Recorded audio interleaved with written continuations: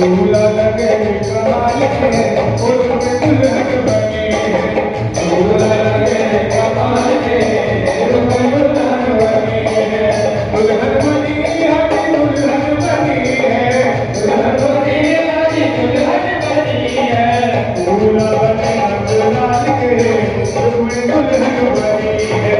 दूल्हा बने कमाल के उसमें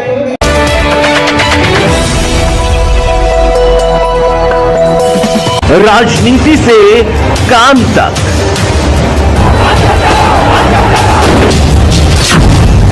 अपराध से अंजाम तक, खेत से खलिहान तक, अब हर खबर पर होगी हमारी नजर। पाइए सीधा अपने मोबाइल पर। मैं हूं मौर्य कुमार गौतम, आपका अपना न्यूज रिपोर्टर। देखते रहें गांव शहर की खबर और जुड़े रहें सिटी न्यूज इंडिया वन के साथ। हमारे चैनल को लाइक करें, शेयर करें और सब्सक्राइब करना ना भूलें। भगवान की है आरती, पापियों को पाप से तारती। श्री भागवत भगवान की है आरती, पापियों को पाप से है तारती। श्री भागवत भगवान की है आरती, पापियों को पाप से है तारती। भागवत भगवान की है आरती, पापियों को पाप से है तारती। ये अमर ग्रंथ ये मुक्ति पंथ ये पंचम वेद निराला, नभ ज्योति जगाने वाला।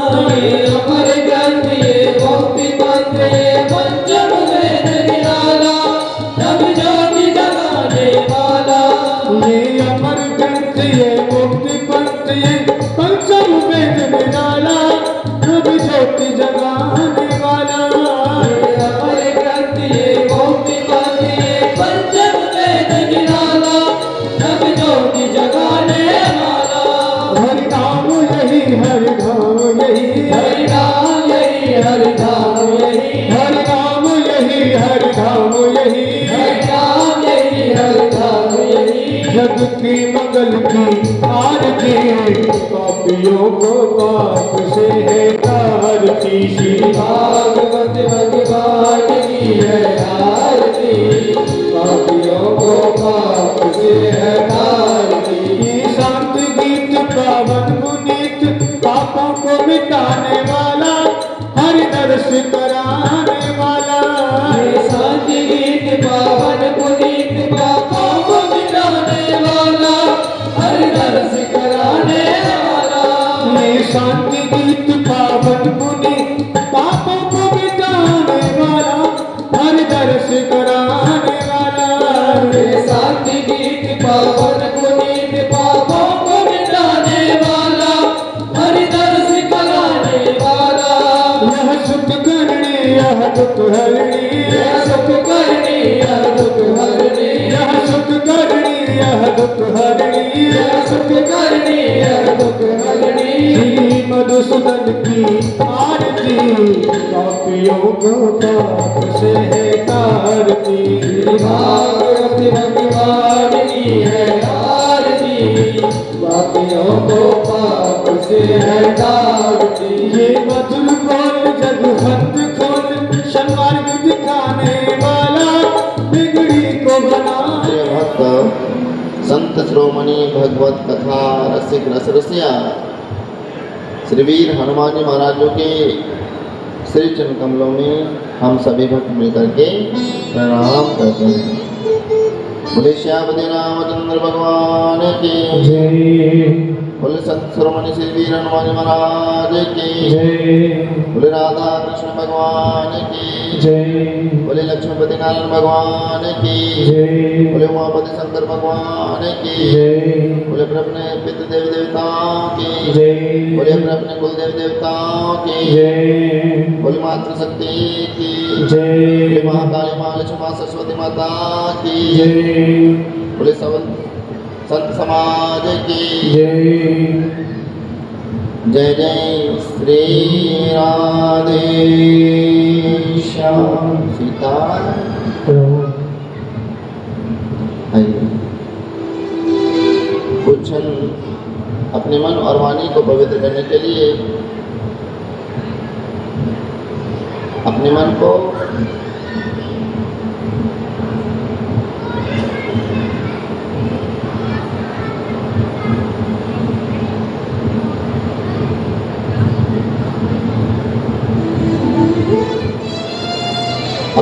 को इस संसार की आसक्तियों से हटा करके गोविंद के श्री चरणों में लगाते हैं, उनको मनाने का रिझाने का प्रयास करेंगे। क्यों?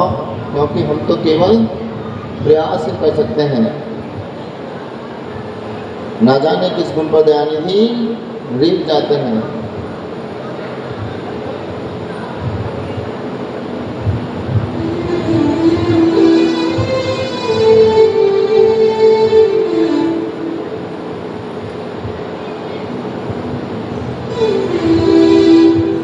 मेरे गोविंद ने सभी को सुंदर मानव शरीर प्रदान किया है।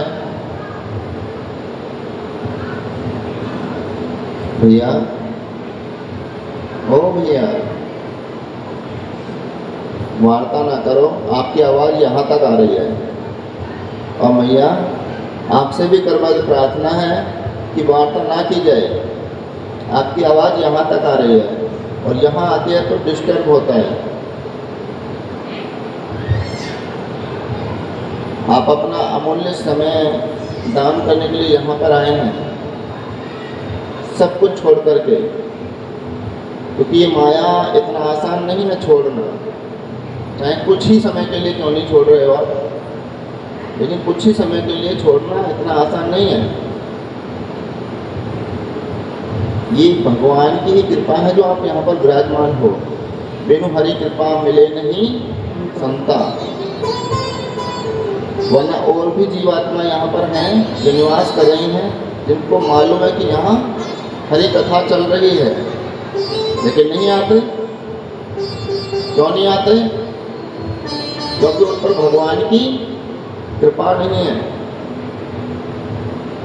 और जिस दिन भगवान की कृपा होगी उस दिन वो रोके से भी नहीं रोक सकते।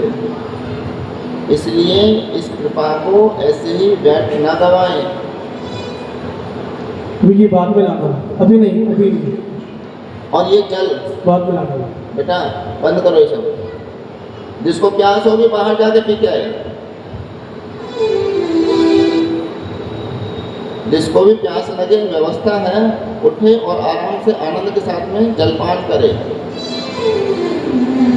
नहीं तो हरि कथा का रसपान करे। हम भी बैठे हैं ना, आप तो भी उठ जाएंगे बीच में, लेकिन हम उठते हैं या बीच में जल मांगते हैं? नहीं ना। आप अपना चित्त, अपना ध्यान गोविंद की कथा में लगाएंगे तो आपको भूख प्यास लगेगी ही नहीं। लेकिन लगाइए तो सही। अगर भूख प्यास में लगाएंगे तो भूख प्यास ही लगेगी। आइए, मेरे गोविंद ने सभी को इतना सुंदर मानव शरीर प्रदान किया है। पवित्र कर, पवित्र रचना, पवित्र हृदय प्रदान किया है। उस पवित्र हृदय के पवित्र भावों को प्रकट करते हुए उन भावों को गोविंद के श्री चरणों में समर्पित करेंगे। उनको मनाने का, रिझाने का प्रयास करेंगे बड़े भाव के साथ। मेरे मुरलीधर माधवा, मेरे मुरलीधर माधवा। सभी गाइए। गाने से रचना पवित्र होगी और वही तरंगे आपके हृदय में जाएंगे तो आपका हृदय भी पवित्र होगा। और जब हृदय पवित्र होगा तब जाकर के ठाकुर आपके हृदय में विराजमान होंगे। मेरे मुरलीधर माधवा, मेरे मुरलीधर माधवा। नंदलाल चले आओ। मेरे मुरलीधर माधव नंदलाल चले आओ। गोविंद चले आओ। गोपाल चले आओ। गोविंद चले आओ। गोपाल चले आओ। गोविंद चले आओ।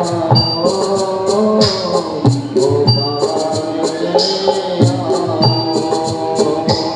गोविंद चले आओ। गोपाल चले आओ। मेरे मुरलीधर माधव। मेरे मुरलीधर माधव नंदलाल चले आओ। मेरे मुरलीधर माधव नंदलाल चले आओ। गोविंद चले आओ। गोपाल चले आओ। गोविंद चले आओ। गोपाल चले आओ।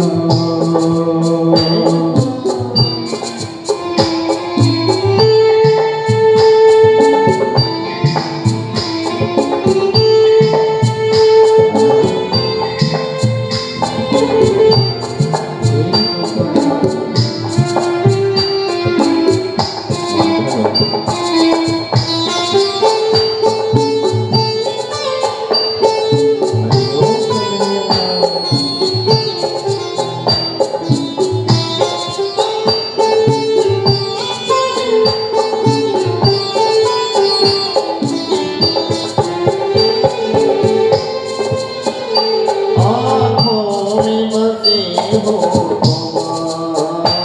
आँखों में बसे हो तुम। धड़कन में धड़कते हो। आँखों में बसे हो तुम। धड़कन में धड़कते हो। आँखों में बसे हो तुम। धड़कन में धड़कते हो। आँखों में बसे हो तुम। धड़कन में धड़कते हो। कुछ ऐसा करो मोहन। कुछ ऐसा करो मोहन। सांसों में समा जाओ। कुछ ऐसा करो मोहन। श्वासों में समा जाओ। गोविंद चले आओ। गोपाल चले आओ। गोविंद चले आओ। गोपाल चले आओ।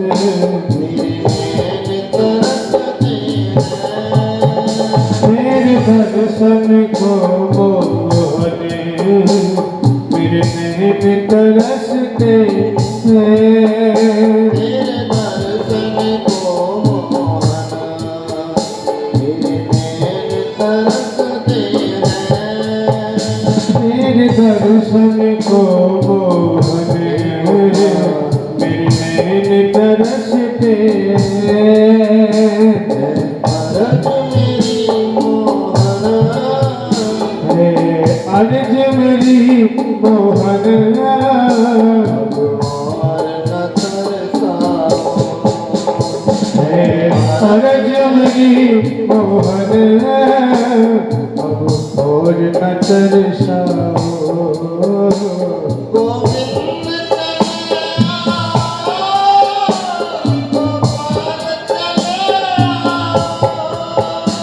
गोविंद चले गोपाल चले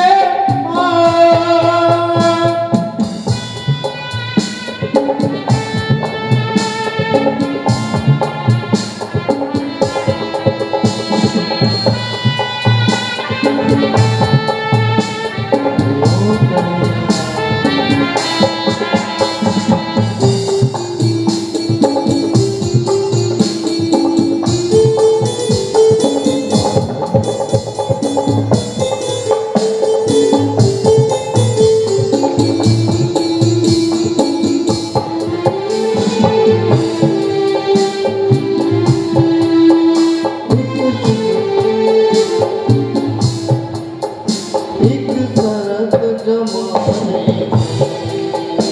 एक शरत जमाने से प्रभु हमने लगाए हैं एक शरत जमाने से प्रभु हमने लगाई है एक शरत जमाने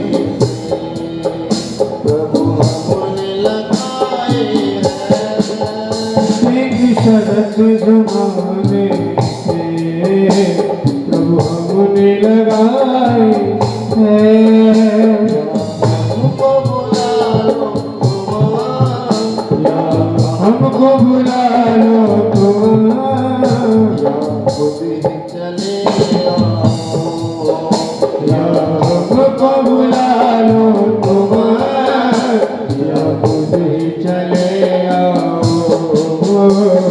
गोविंद चले आओ गोपाल चले आओ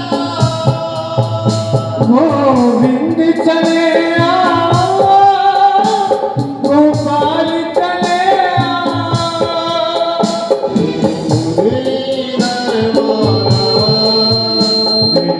मुरलीधर माधव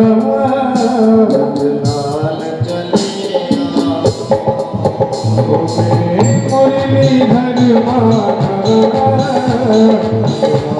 चले आओ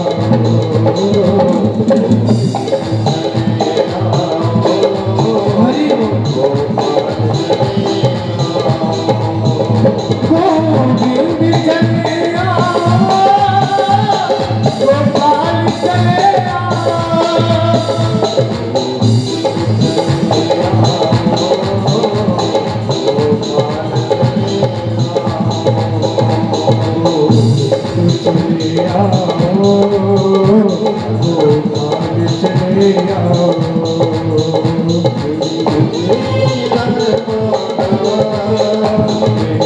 मुरलीधर माधव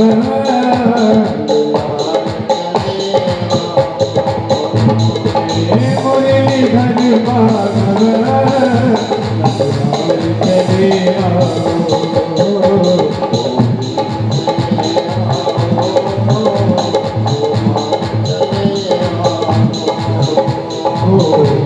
चले आओ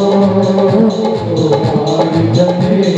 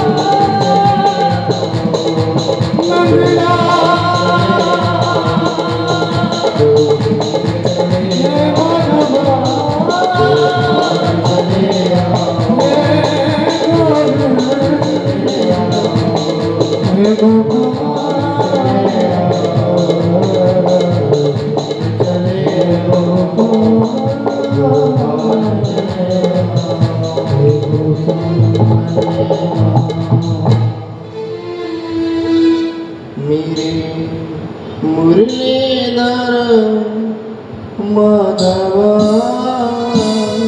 मेरे मुरलीधर माधव, नंदलाल चले आओ। मेरे मुरलीधर माधव, नंदलाल चले आओ।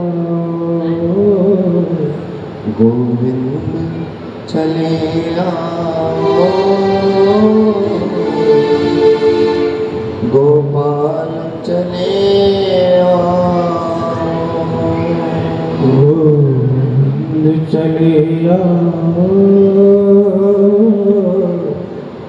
गोपाल चले आओ। मेरे श्याम चले आओ, मेरे श्याम चले आओ।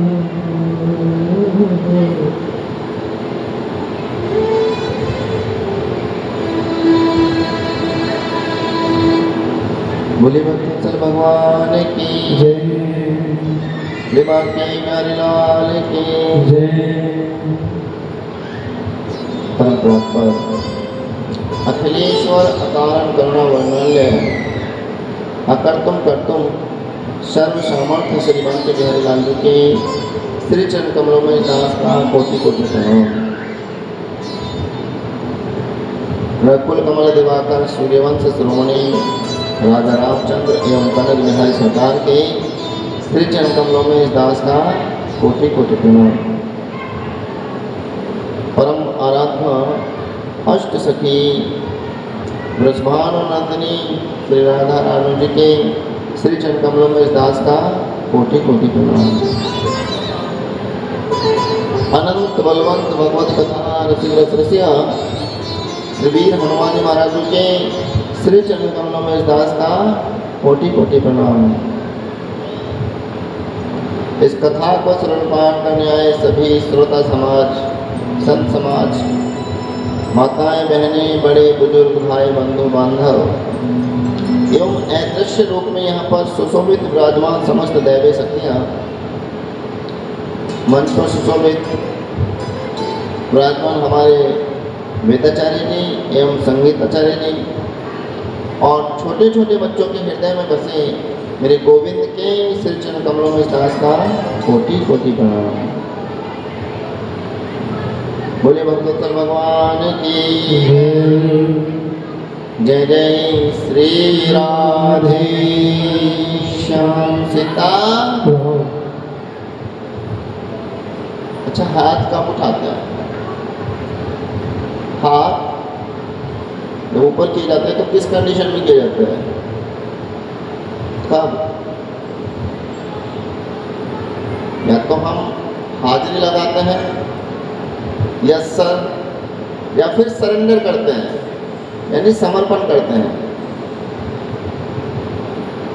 आप किस भाव से उठाते हो? हाजिरी वाले भाव से या फिर समर्पण वाले भाव से? देखिए, दोनों में ही पवित्र भाव है। आप हाजिरी लगा रहे हैं तो किसके दरबार में? ब्रह्मांड नायक के दरबार में। यहाँ कोई छोटी मोटी सत्ता नहीं है, सारी सत्ताएं ही यहाँ से संचालित की जाती हैं। यहाँ तक कि सूर्य जो प्रकाश हमें प्रदान कर रहे हैं वो भी प्रकाशित यहाँ से होते हैं। यहाँ से प्रकाश लेंगे तब हमें प्रकाशित क्या करते हैं, स्वयं का प्रकाश नहीं है। और इनको किसी से प्रकाश लेने की आवश्यकता नहीं रहती। और सरेंडर करना अर्थात प्रभु आज से तू मेरा और मैं तेरा, जब ये पवित्र भाव प्रकट हो जाएगा तब आपके प्रत्येक कार्य को गोविंद संभालना प्रारंभ करेंगे। और जब तक ये रहेगा मैं कर रहा हूँ या मैं कर रही हूँ, तब तक आपको अपने कर्मों का फल भोगना ही पड़ेगा, कोई वंचित नहीं हो सकता। इसलिए इस प्रक्रिया को तो आप त्याग दीजिए। किसको? ये मैंने किया, वो मैंने किया। क्या तूने किया सब जानते हैं, तू क्या है तेरी औकात है क्या, तू क्या है तेरी औकात है क्या, तेरी रग रग ये पहचानते हैं, तेरी रग रग ये पहचानते हैं। आप हमसे छिपा सकते हो, अपने पड़ोसी से छिपा सकते हो, अपनी माता, अपने पिता, अपने भाई बहन से छिपा सकते हो, लेकिन इससे कोई नहीं छिपा सकता। ये प्रत्येक के अंतःकरण की जानते हैं, किसके मन में क्या चल रहा है, कौन क्या सोच रहा है, कैसा विचार रहा है। प्रत्येक भाव को ठाकुर जी जानते हैं, मेरा बाबा जानता है। अब भी समय है संभल जा वरना, इसलिए जब जागो तभी सवेरा। अब भी समय है संभल जा वरना, घुराएंगे तेरी ओर। तो जब संहार करते तो संहार के रूप में, काल रूप में भी यही प्रकट होते हैं। मैं छोड़ राधे राधे बोल, मैं छोड़ राधे राधे बोल, मैं छोड़ राधे राधे बोल, मैं छोड़ राधे राधे बोल। हमारा प्रत्येक कार्य केवल गोविंद में होना चाहिए। जो भी कुछ करो वो गोविंद में, यानी अपने ईश्वर में, गुरु में होकर के करो कि मैं कुछ भी नहीं हूँ, मेरे द्वारा मेरा प्रभु, मेरा गुरु कार्य करा रहे हैं। अब वो अच्छा कराए बुरा कराए वो वही जाने। मैं तेरी नचाई नाचो सो इस दुनिया की औकात नहीं। किसकी नचाई? ठाकुर की। मैं तेरी नचाई नाचो सो इस दुनिया की औकात नहीं, ऐसा भाव प्रकट कीजिए, तब आएगा आपको श्रीमद् भागवत महापुराण की कथा का आनंद। तब ये नेत्र सजल होना प्रारंभ होंगे। और मेरा ठाकुर उसी को प्राप्त हुआ है जो उसके लिए रोया है, तड़पा है, व्याकुल हुआ है, जिसके नेत्रों से अश्रुपात हुए हैं, उसी ने ठाकुर की प्राप्ति की है।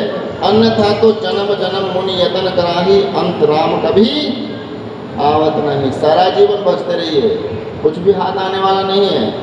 निर्मल मन जन सो मोहि पावा, मोहि कपट छल छिद्र न भावा। तो सबसे पहले अपने हृदय की पवित्रता कीजिए।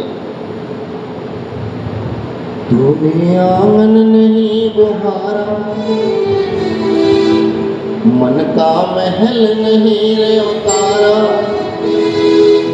कैसे आएंगे भगवान, कैसे आएंगे भगवान, वो कैसे आएंगे भगवान, कैसे आएंगे भगवान, कैसे आएंगे भगवान, कैसे आएंगे भगवान, कैसे आएंगे प्रभु राम, कैसे आएंगे प्रभु राम, कैसे आएंगे घनश्याम, कैसे आएंगे भगवान, कैसे आएंगे भगवान, कैसे आएंगे भगवान, कैसे आएंगे भगवान।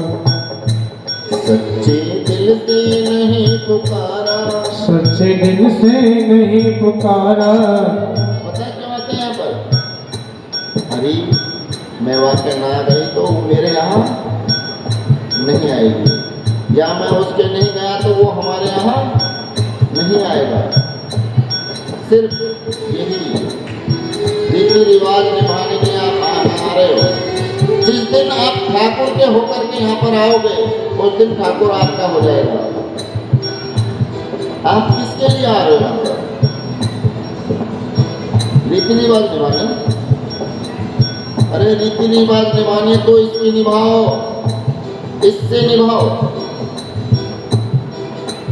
निर्मल मन था तो रघुनाथा सबुरी के घर धाए। निर्मल मन था तो रघुनाथा सबरी के घर धाए।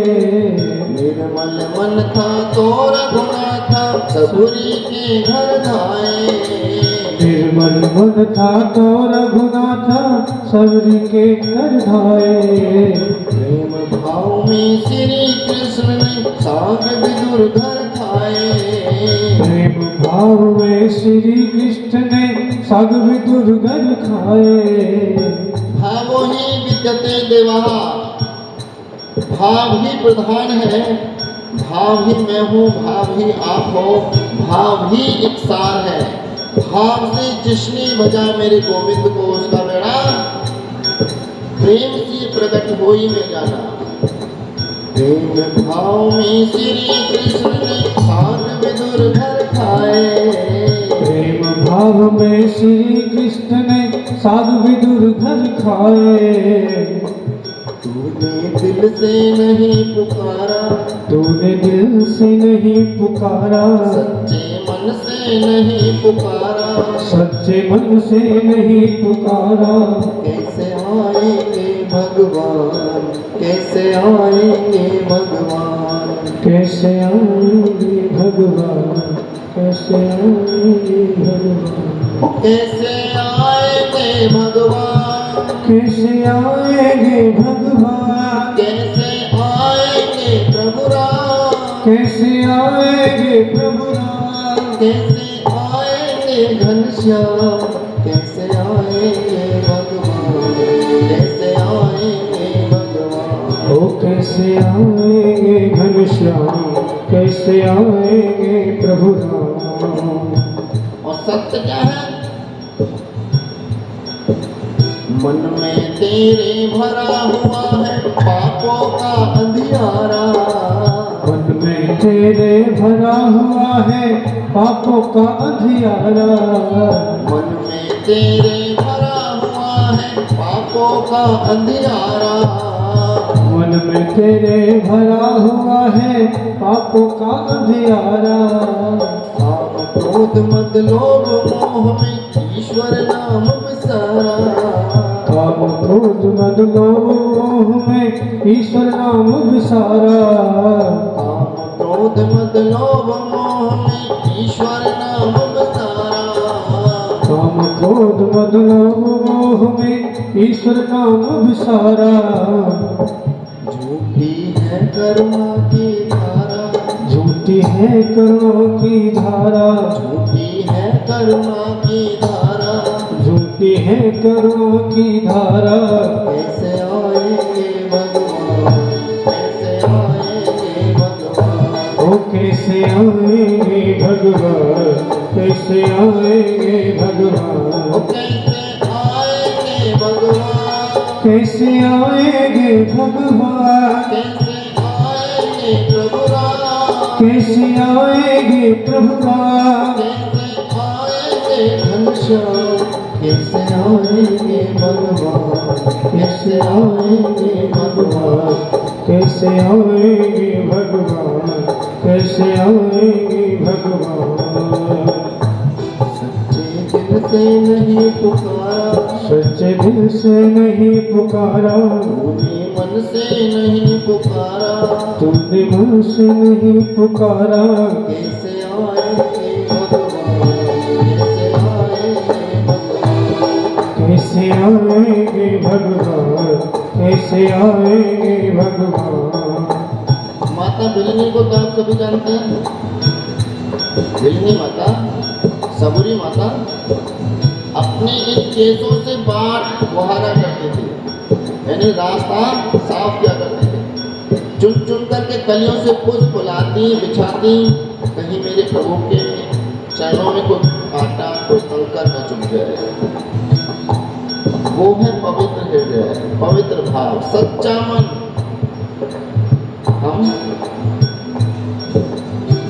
हम क्या करते हैं?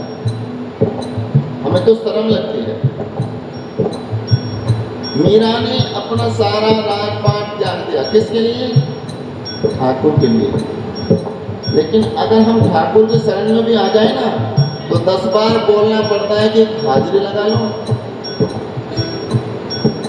हम तो जो कर रहे हैं ठाकुर करा रहे हैं वही कर रहे हैं, लेकिन आप भी कुछ कर लो ना। ना, मुझको तो बड़ी शर्म लग रही है। मेरी पड़ोसन देख लेगी या गाँव वाला देख लेगा या रिश्तेदार देख लेगा, बाद में मजाक बनाएगा। कर सकते हैं? राम जी बिजली सवार रास्ता आएंगे राम जी, बिजली सवार रास्ता आएंगे राम जी, बिजली सवार रास्ता आएंगे राम जी, बिजली सवार रास्ता आएंगे राम जी,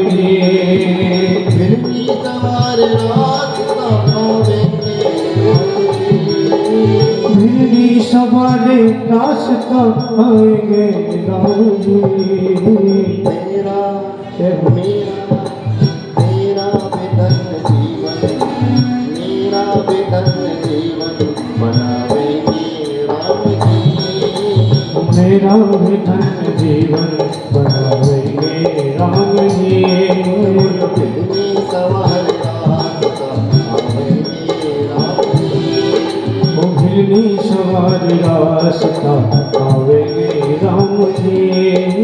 ओ राम जी हमारी बिगड़ी सवार दो, ओ राम जी हमारी बिगड़ी सवार दो, ओ श्याम जी हमारी बिगड़ी सवार दो, ओ श्याम जी हमारी बिगड़ी सवार दो, मेरा बेदन जीवन बनावेंगे राम जी, मेरा भी धन जीवन बनावेंगे राम जी, बिजली सवार रास्ता आवेंगे राम जी, बिजली सवार रास्ता आवेंगे राम जी, आवेंगे राम जी, आवेंगे राम जी, आवेंगे राम जी। बोले बाबा हरिलाल की जय। कहते हैं अंत भला तो सब भला। तो कथा के अंतिम छोर पर हम सभी हैं, क्योंकि आज षष्ठम दिवस है, छठा दिवस है कथा का, कल सप्तम दिवस है, कल कथा विराम हो जाएगी, पूर्ण हो जाएगी। तो इसलिए अभी भी समय है, समझ जा वरना घुर्राएंगे तेरी ओर। मैं छोड़ राधे राधे बोल। बोलो राधा रानी सरकार की। अरे माटी के बहनों, इतनी जोर से जयकारा लगाओ कि वो इंद्र कांप जाए। आखिर ये जयकारा अट्टहास आया कहाँ से है? क्योंकि सबसे पहले भय किसको होता है? इंद्र को होता है। जब भक्तजन अपनी भक्ति का अट्टहास करते हैं, गर्जना करते हैं, तो उससे भय किसको होता है? देवराज इंद्र को, कहीं उसकी गद्दी ना छिन जाए। इसलिए तो महाराज आइए कथा में प्रवेश करते हैं। कोई बताएगा कि कल कथा कहाँ विराम हुई थी? नहीं पता?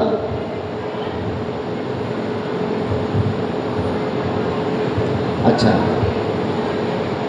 समस्त ब्रजवासी नंद बाबा और कन्हैया समस्त सामग्री 56 प्रकार के व्यंजन तैयार करते हैं, थाली सजाते हैं, थाली लेकर के संडे में भी आगे आगे चलते हैं और समस्त ब्रजवासियों के पीछे पीछे गिरिराज जी के तलहटे में पहुंचते हैं और जाकर के गिरिराज जी को पूजन करते हैं और टकटकी लगा के निहार रहे होते हैं। नंद बाबा बोले, लाला हमने तो कही बातें ना करो, मैंने तो ये भी भूल जाओगे कि तेरे गिरिराज जी को प्रकट हो गए भोजन प्रसादी पानी होगी। लेकिन तेरे गिरिराज जी तो कहीं दिखाई नहीं देते। कन्या ने बोला ब्रजवासियों से कि ब्रजवासियों आप तनिक नेत्र बंद कीजिए। ब्रजवासियों ने अपने नेत्र बंद किए। कन्हैया स्वयं गिरिराज जी बन करके चतुर्भुज रूप में प्रकट हो जाते हैं। बोलो राधे राधे। बोले गिरिराज जी महाराज की। अब तो महाराज गिरिराज जी महाराज चारों हाथों से व्यंजन पाना प्रारंभ करते हैं। पाए जा रहे हैं, पाए जा रहे हैं, पाए जा रहे हैं। मधुमंगल बड़ी टकटकी लगा के गिरिराज जी को निहार लो। मधुमंगल जानते हो, कन्या का बाल सखा। अब मधुमंगल बोले लाला वो कन्हैया। कन्या बोले हाँ कहाँ भयो, तनिक देखियो तेरे गिरिराज जी को मोहरा ऐसा ना लगा जैसे बिल्कुल तेरे जैसो ही हो।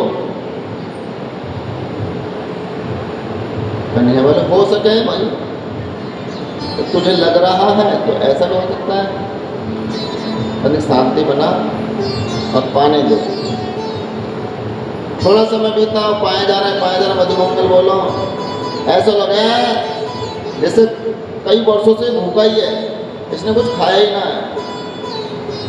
खाए जा रहे हैं, खाए जा रहे हैं। बोलो राधे राधे।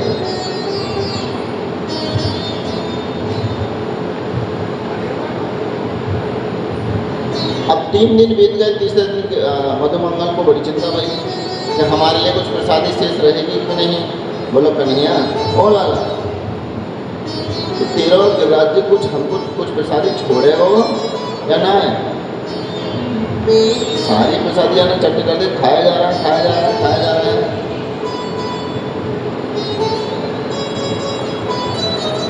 कन्हैया देखियो चारों हाथों पे पाड़ो है।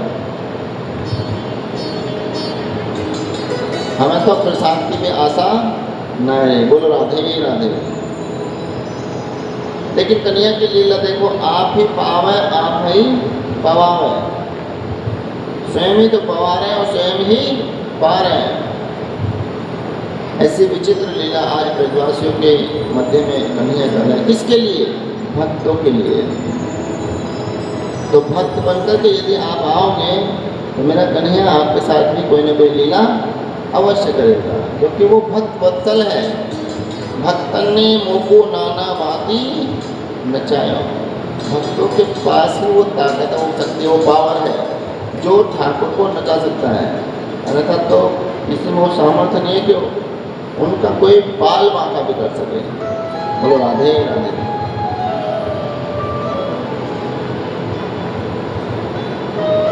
अब गिरिराज जी महाराज प्रसादी पा रहे हैं। समस्त ब्रजवासियों ने एक साथ मिलकर के अट्टहास करके जोर से जयकारा लगाया। बोले गिरिराज जी महाराज की जय हो। अब ये जयकारे की ध्वनि, ये गर्जना देवराज इंद्र के पास पहुंची। अब तो भयभीत हो गए। बोला कि ये जयकारे की आवाज कहाँ से आ रही है? देवताओं ने कहा महाराज ये पृथ्वी लोक से गिरिराज जी का पूजन कर रहे हैं ब्रजवासी, वहां से आई है। अब तो देवऋषि नारद ने दौड़ कर कहा महाराज हो गया काम, बन गया आप इंद्र महाराज, आज से आपकी पूजा बंद कर दी गई है। अब इतने में तो देवराज इंद्र को क्रोध आ जाता है। देवराज इंद्र ने अपनी मेघमालाओं को बुलाया, कहा कि जाओ जाकर के ब्रज में इतना घनघोर वर्षा करो कि सारा ब्रज जलमग्न होकर के बह करके डूब करके नष्ट हो जाए। मेघमालाएं आई, आकर के घनघोर वर्षा करना प्रारंभ किया। बोलो राधे राधे।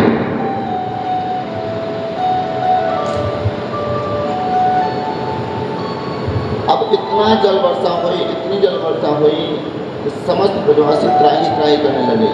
अरे लाला बचा, कन्हैया बचा, भागो भागो भागो। कन्हैया ने कही चलो गिरिराज जी के शरण में। समस्त ब्रजवासी अपनी बैलगाड़ी, गौ, बछड़े, अपनी सामग्री सबको एकत्रित कर बैलगाड़ियों में रख करके पैदल पैदल गिरिराज जी की शरण में गए। और कन्हैया ने गिरिराज जी के शरण में जाकर के गिरिराज जी को अपनी कनिष्ठ उंगली पर के नाखून पर धारण कर लिया और कहा कि आओ ब्रजवासी सभी गिरिराज जी के नीचे आ जाइए।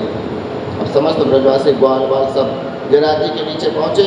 अब सबने देखा कन्हैया बालक है, सबने अपनी अपनी लाठियाँ छड़ी लगा दी गिरिराज जी से कि कन्हैया तो हमारा बच्चा ही तो है, अब उसने उठा लिया तो सब उसकी सहायता करो। सबने अपनी छड़ियाँ, लाठियाँ, डंडे सब लगा दिए।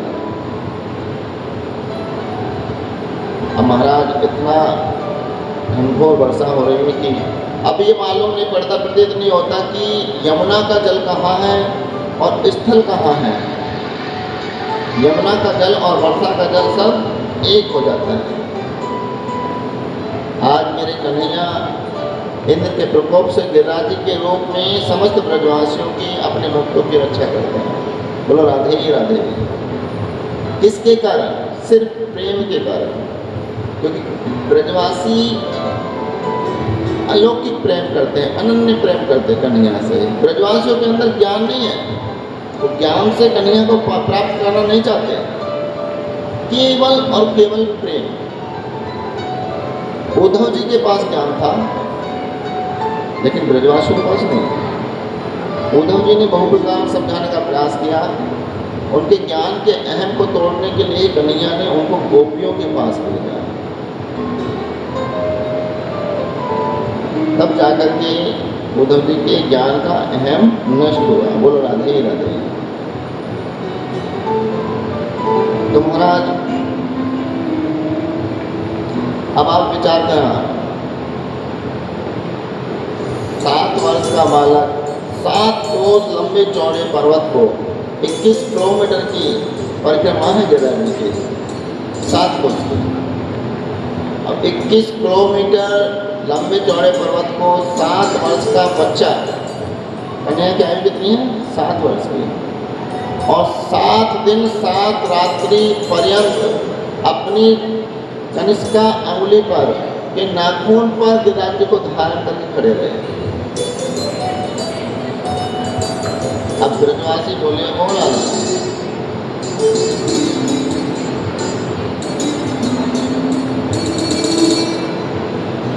तनिक थक गए होएगो, आराम कर ले।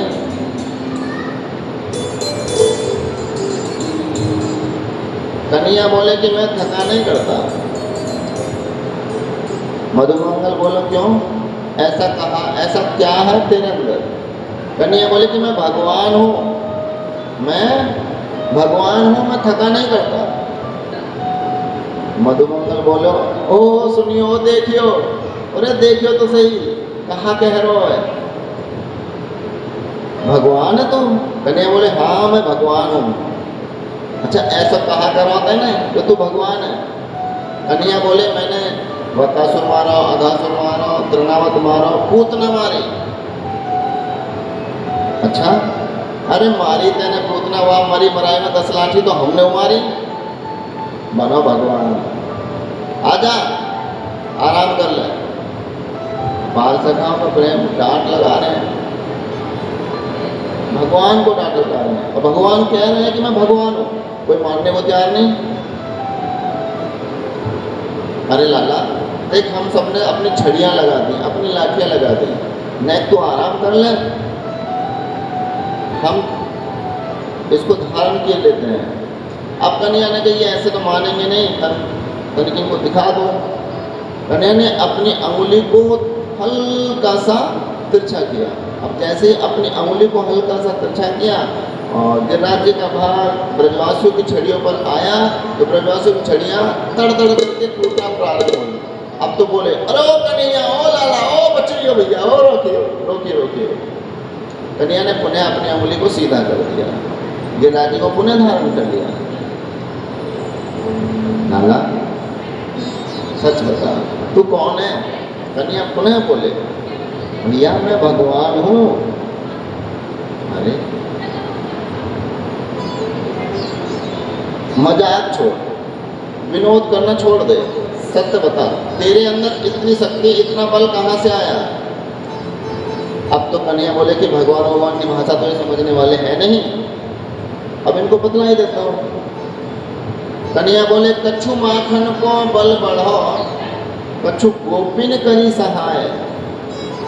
कछु माखन को बल बढ़ाओ कछु गोपिन करी सहाय, श्री राधा जो की कृपा से मैंने गिरवर लिया उठाया। किसकी कृपा से? श्री जी की कृपा से, राधा रानी की कृपा से। अरे भैया वो सब ठीक है, श्री जी की कृपा से तूने गिरवर उठा लिया, लेकिन तेरे अंदर इतना बल कहाँ से आ गया? माखन तूने खाया तो माखन तो हमने उठाया भाई। तेरी माखन लीला चोरी में तो हम भी सम्मिलित थे, सहायक थे। तूने माखन खाया, उन मटकियों को फोड़ फोड़ करके तो हमने भी माखन खाया। हमारे अंदर तो वो बल सामर्थ्य नहीं है। रही बात गोपियों की, तो गोपियाँ अगर तेरी हैं तो हमारी भी माँ बहन चाची ताई अम्मा कुछ ना कुछ तो हमारी भी हैं, वही तो गोपियाँ हैं। तेरे लिए स्पेशल गोपियाँ थोड़ी ना आई। कछु माखन को बल बढ़ो कछु गोपिन करे सहाय, श्री राधा जो की कृपा से मैंने गिरवा लिया उठाया। ठीक है, उनकी कृपा तुझ पर है तो हम पर भी है। होता सत होता तेरे अंदर इतनी शक्ति सामर्थ्य कहाँ से आई? आप कन्हैया बोले ये किसी प्रकार से समझने वाले नहीं है। बोलो राधे राधे। कन्हैया बोले लाला, जब मैंने गिरिराज जी को अपनी कनिष्कांगुली के नाखून पर धारण किया तो समस्त ब्रजवासी मेरी तरफ टकटकी लगा करके निहार रहे थे। सब टकटकी लगा के, कोई पलक भी नहीं झपका रहा। सब देख रहे ही कैसे अचंभित कार्य कर दिया, असंभव कार्य संभव कैसे किया। सभी अचंभित हो जाते हैं और टकटकी लगा के कन्हैया को निहारते हैं। तो लाला देख, जब वो सब मुझे टकटकी लगा के निहार रहे थे ना, तो मैंने उनकी शक्ति चुरा ली, उनकी शक्ति का आकर्षण कर लिया। समस्त ब्रजवासियों की जो शक्ति है बल है उसका आकर्षण करके मैंने अपने अंदर समाहित कर लिया। अब तो मधुबन में बोलो ओ कन्हैया ओ लाला, अरे अब तक तो तुम माखन चुराया करो, छाछ चुराया करो, दूध दही चुराया करो, अब तो शक्ति को चुराने लग गए हो। अब तूने शक्ति चुरानी भी प्रारंभ कर दी। तभी तो हम कहें कि हमारी छड़ी कैसे टूट रही, हम गिरिराज जी को कैसे ना साथ पा रहे। अरे हमारी शक्ति तो तैने चुरा ली। बोलो राधे राधे। बोले वृंदावन बिहारी लाल की जय।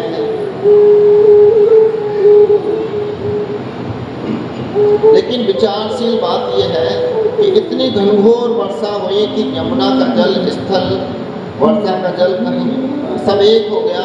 अब ना तो ये मालूम पड़ता कि यमुना महारानी कहाँ है, ना ये मालूम पड़ता है कि स्थल कहाँ है। फिर इतना जल होने के बाद कन्हैया ने गिरिराज जी के द्वारा गिरिराज जी के नीचे गिरिराज जी को धारण कर ब्रजवासियों की रक्षा कैसे की। भाई जल तो एक ऐसा है ना, अगर हल्का सा भी विश्राम मिल जाए तो वहां से प्रवेश कर जाता है। तो गिरिराज जी के अंदर जल कैसे नहीं गया?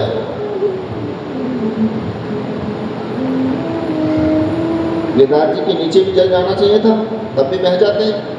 तो जल प्रवेश कैसे नहीं किया? तो महाराज भगवान श्री कृष्ण ने जब गिरिराज जी को धारण किया तब शेषनाग का आवाहन किया। शेषनाग से कहा कि गिरिराज जी के चारों तरफ बांध लगा दो। तो शेषनाग ने गिरिराज जी के चारों तरफ बांध लगाया, जिससे जल वर्षा का जल गिरिराज जी के अंदर प्रवेश ना कर सके। बोलो राधे राधे। और गिरिराज जी के एक छोर पर अपने सुदर्शन से जल को सुखाना प्रारंभ किया और दूसरे छोर पर अगस्त मुनि का आवाहन किया। अगस्त मुनि से कहा कि आओ आप आकर के जलपान कर लो। तो महाराज अगस्त मुनि ने आकर के सारा जल पी लिया। और ये अगस्त मुनि वो है जिन्होंने 3 ही घूंट में समस्त समुद्र का पान कर लिया था। 3 घूंट में ही समस्त समुद्र को पी गए थे अगस्त मुनि, अपने उदर में समा लिया था वो अगस्त मुनि। आज मेरे गोविंद ने अगस्त मुनि का आह्वान किया और कहा मुनिराज आप आइए और इस जल को पान कर लीजिए। उधर देवराज इंद्र ने कहा कि जाओ जाकर के देखो ब्रजवासियों का क्या हाल है, क्या समाचार है। अब देवराज इंद्र के सैनिक देवतागण आए और आकर के उन्होंने देखा कि ब्रज में तो धूल उड़ रही है, ब्रज में तो धूल उड़ रही है, क्योंकि अब तक तो समस्त ब्रजवासी जल में डूब कर मर करके बह गए होंगे। अब देखा तो समस्त ब्रज में धूल उड़ रही है। उन्होंने जाकर कहा महाराज ब्रज में तो धूल उड़ रही है, जल तो कहीं है ही नहीं। अब तो देवराज इंद्र घबरा गए, ऐसा कैसे हो सकता है। तब देव ऋषि नारद ने कहा कि महाराज जिसको आप छोटा सा बालक समझ रहे हैं ना, वो कोई छोटा मोटा बालक नहीं है, तो स्वयं हमारे नारायण हैं, श्री भगवान विष्णु हैं, भगवान श्री कृष्ण हैं। तब देवराज इंद्र को अपनी गलती का एहसास हुआ और ऐरावत हाथी पर सवार होकर के देवराज इंद्र स्वर्ग से चलते हैं। जहाँ से ब्रज की सीमा प्रारंभ होती है वहाँ आकर के अपने एक हाथी से नीचे उतरते हैं, अपने चरण पादुकाओं का त्याग करते हैं और नंगे पैर दंडवत करके ब्रज भूमि में प्रवेश करते हैं और कन्हैया के चरणों में आकर के दंडवत करते हैं, क्षमा याचना करते हैं। प्रभु मुझसे बड़ी भूल हुई, मैं आपको पहचान नहीं पाया, मुझ दुष्ट को, उस पापी को आप क्षमा करें। भगवान ने कहा तथास्तु। इस प्रकार से मेरे गोविंद ने इंद्र के अहम का नाश किया।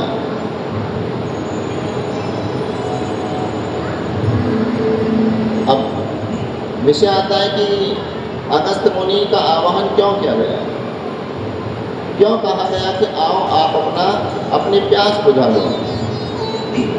भगवान जब त्रेता युग में आए श्री राम के रूप में, तब समस्त लंका पर विजय प्राप्त कर रावण का संहार कर वापस अयोध्या आए, नगार पर संभाला, तो माता सीता के हृदय में एक भाव प्रकट हुआ, क्या कि मैं नित्य ब्राह्मण देवता को भोजन कराऊंगी। अब नित्य किसी न किसी ब्राह्मण देवता को बुलाया जाए, उनको सीता मैया अपने हाथों से व्यंजन तैयार कर प्रसादी तैयार करें, पवाएं। अब ब्राह्मण देवता 2-4 पूरियाँ, थोड़ी बहुत सब्जी, खीर इत्यादि पाएं और कहें बस मैया हो गया, प्रणाम करके चले जाए। अब सीता मैया बड़ी परेशान, क्योंकि उनकी जो जिज्ञासा है उसकी तो पूर्ति शांति हो ही नहीं रही। सीता मैया एक रोज भगवान श्री राम से बोली, प्रभु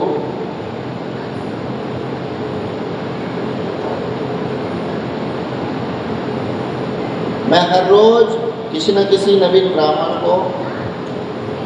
देवता को बुलाती हूँ, भोजन प्रसादी कराती हूँ, लेकिन वो थोड़ा बहुत खाते हैं और चले जाते हैं। मेरी जिज्ञासा की शांति नहीं हो रही। आपकी दृष्टि में यदि कोई अच्छा खाने वाला ब्राह्मण हो तो आप उसको बुलाइए। अब भगवान श्री राम बोले कि सीता माता ऐसे तो मानने वाले नहीं है, चलो इनकी पूर्ति कर देते हैं। भगवान श्री राम ने ध्यान में जाकर के ध्यान मार्ग से अगस्त मुनि के ध्यान में जाते हैं और कहते हैं, मुनिराज कल सुबह का भोजन आपका हमारे यहाँ पर है, आपका स्वागत है, आइए। अब मुनिराज ने कहा ठीक है प्रभु।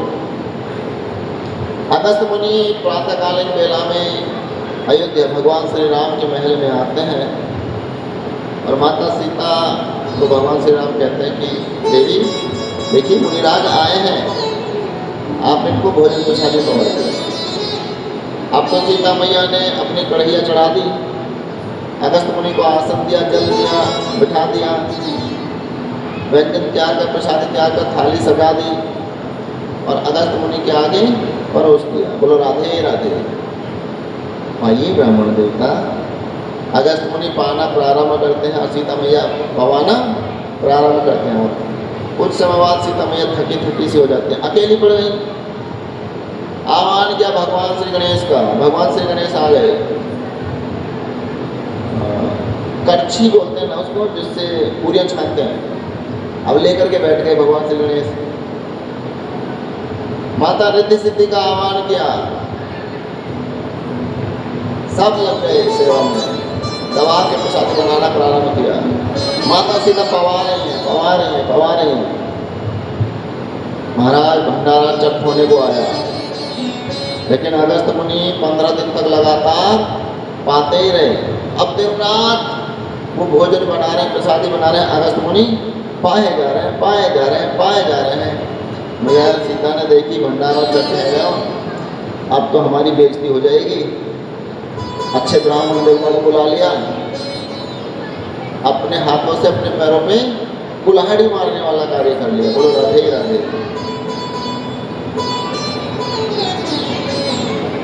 तो महाराज माता सीता अगस्त मुनि के पास गई और जाकर के बोली, मुनिराज महाराज तनिक जल ले लो, क्योंकि भोजन जब करते हैं तो बीच में कुछ ना कुछ एक आध घूंट जल ले लेना चाहिए। अब अगस्त मुनि बोले कि देवी, जब तक मैं आधा भोजन नहीं पा लेता तब तक जलपान नहीं करता। अब तो सीता मैया के हाथ पैर कांपने लगे। क्यों? क्योंकि इधर तो भंडारा चट हो गया और ये मुनिवर है कि अभी आधे ही नहीं छिके। अब क्या किया जाए? दौड़ करके भगवान श्री राम के पास पहुंचे, भगवान श्री राम से प्रार्थना की, प्रभु ये कौन मुनिवर बुला, ये कौन ब्राह्मण देवता बुला लिए, इन्होंने तो सारा भंडारा ही चट कर दिया। अब क्या किया जाए? कुछ कार्य कीजिए। मैंने उनको जल दिया तो बोल रहे हैं कि जब तक मैं आधा भोजन पर्याप्त ना कर लूँ तब तक मैं जलपान नहीं किया करता। अभी तो उन्होंने आधा भोजन भी नहीं किया, उनका आधा पेट भी नहीं भरा और हमारा सारा भंडारा चट हो गया। बोलो राधे ही राधे। प्रभु अब हमारी लाश आपके हाथ है, कोई उपाय बताइए। भगवान ने कहा, देवी आप एक तुलसी दल लीजिए और ले जाकर के अगस्त मुनि की थाली में परोस दीजिए, उसके बाद उनकी भूख शांत हो जाएगी। अब सीता मैया डरती डरती गई कि इतना सारा भंडारा तो चट है वो, अब तुलसी दल से क्या हो जाएगा, एक पत्र से क्या हो जाएगा। फिर भी भगवान ने आदेश दिया है, आज्ञा का पालन तो किया जाएगा। गई ले जाकर के अगस्त मुनि की थाली में परोस दे देता है और अगस्त मुनि ने जैसे तुलसी दल देखा समझ गए भगवान की लीला है। तो भगवान की तरफ फिर से नजर से निहारा, कहा, कहो प्रभु क्या आदेश है। भगवान ने कहा, मुनिवर अब बस कीजिए, अब शांति कीजिए। ठीक है प्रभु। अब तुलसी दल पाया और डकार गए। बोले देवी हो गया हमारा भोजन, हमारी भूख की तृप्ति हो गई। बोलो राधे ही राधे। अब अगस्त मुनि बोले कि भोजन तो हो गया, अब हमें जल चाहिए। क्या बोले? भोजन तो हो गया, अब हमें जल चाहिए। सीता मैया ने जोड़ लिए हाथ, महाराज मैं जोड़ू लंबे लंबे हाथ। जैसे तैसे तो भोजन से ही कलेश कटा है, अब जल और मांग रहे, मैं इतना जल कहाँ से लाऊंगी, क्या पता आप कितना जल पियोगे। अब मुनिवर बोले कि मुझे प्यास नहीं, मुझे जल तो चाहिए। भगवान ने कहा कि मुनिवर आप चिंता ना करें, आपकी जल की व्यवस्था हम किए देते हैं। आप समाधि लगाइए, तपस्या में बैठिए और द्वापर में आपको जलपान कराया जाएगा।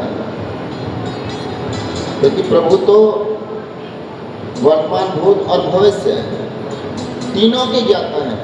उन्हें तो मालूम है कि हमें क्या क्या लीला करनी है, कैसे कैसे अपने वचनों को निभाना है। ताकि द्वापर में आपको जलपान कराया जाएगा। अब अगस्त मुनि ने कहा, ठीक है प्रभु, जैसे आपकी इच्छा, जैसे आपकी आज्ञा, क्योंकि एक समाधि लगाऊंगा और द्वापर आ जाएगा। अब अगस्त मुनि चले गए, जाकर के समाधिष्ट हो गए। अब द्वापर आया, द्वापर में भगवान ने गिरिराज धरण की लीला की और इंद्र ने मेघमाला को आदेश कर घनघोर वर्षा कराई। अब जल को कैसे समाप्त किया जाए, कैसे सुखाया जाए।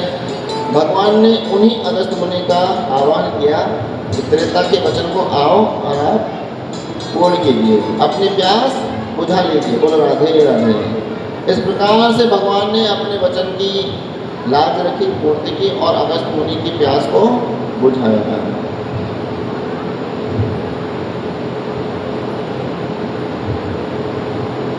बोले वृंदावन बिहारी लाल की जय। जय जय श्री राधे श्याम सीता राम। इस प्रकार से गोविंद गिरिराज जी की लीला को संपन्न किया। अब कथा को आगे बढ़ाते हैं।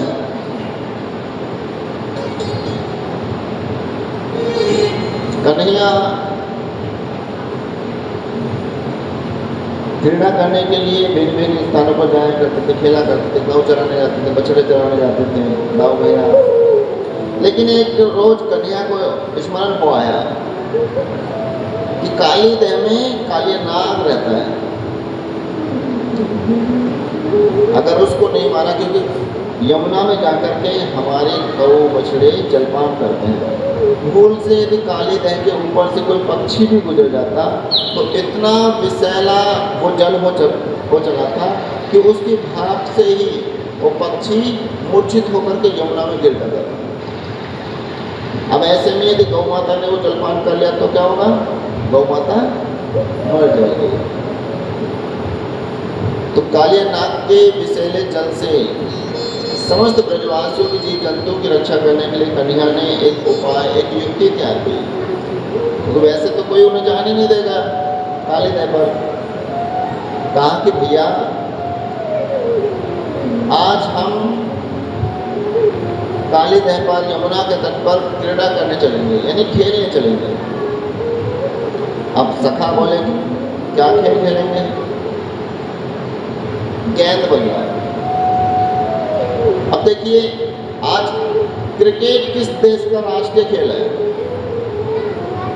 क्रिकेट किस देश का राष्ट्रीय खेल है? इंग्लैंड का आज। लेकिन उत्पत्ति कहाँ से हुई? भारत से। क्रिकेट को आज हम जान रहे हैं कि गेंद बल्ला का कोई खेल है, लेकिन कन्हैया द्वापर में उस खेल को अपने बाल सखाओं के साथ में खेल करके चाह चुके। तो एक गेंद बनाई, बल्ला लिया और कहा कि देखो यमुना के तट पर तो हम चल रहे हैं, लेकिन दाऊ भैया को ये समाचार प्राप्त नहीं होना चाहिए। यदि दाऊ भैया को मालूम पड़ा कि हम यमुना के तट पर क्रीड़ा करने जा रहे हैं, खेलने जा रहे हैं, तो दाऊ भैया हमें जाने नहीं देंगे। और यदि हम यमुना के तट पर काली देह पर नहीं गए तो उस कालिया नाग का संहार कैसे होगा? उसका संहार तो हमें करना है। तो बाल सखाओं को बहलाया पुचकारा और लेकर के यमुना के तट पर काली देह पर पहुंचे।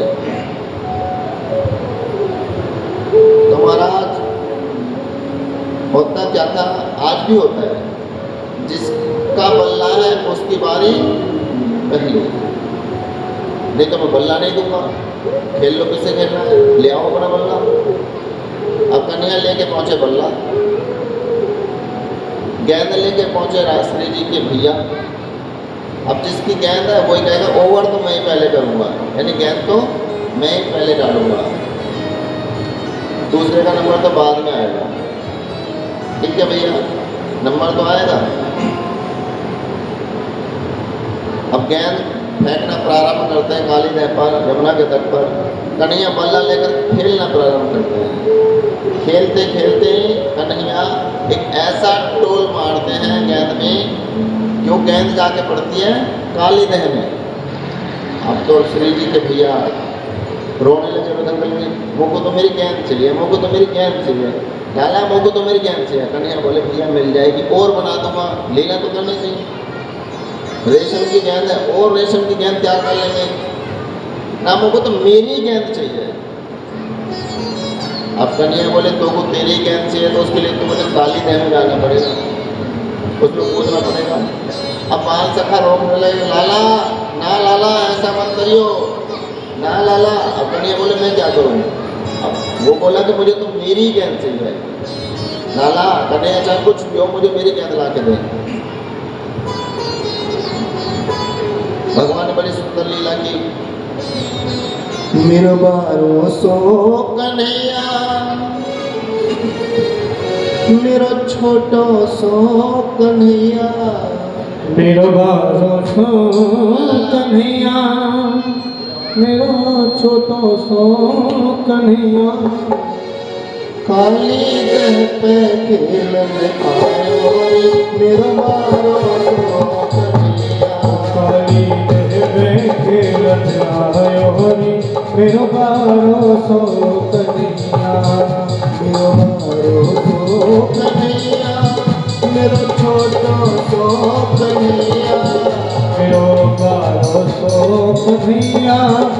मेरा छोटो सो कन्हैया खाली दह पे खेलन आयो रे मेरा बारो सो कन्हैया खाली दह पे खेलन आयो रे मेरा बारो सो कन्हैया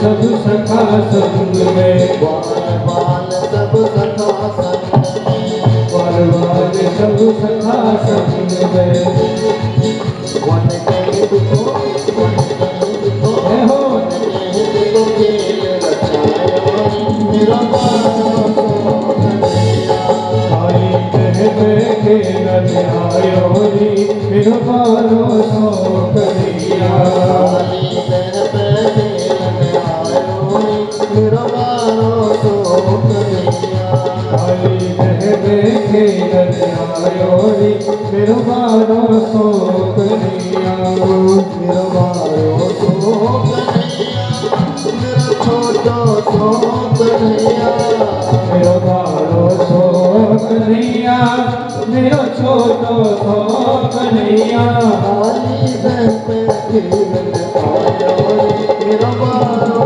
सो कन्हैया खाली दह पे खेलन आयो रे मेरा बारो सो कन्हैया बोले बालकृष्ण लाल की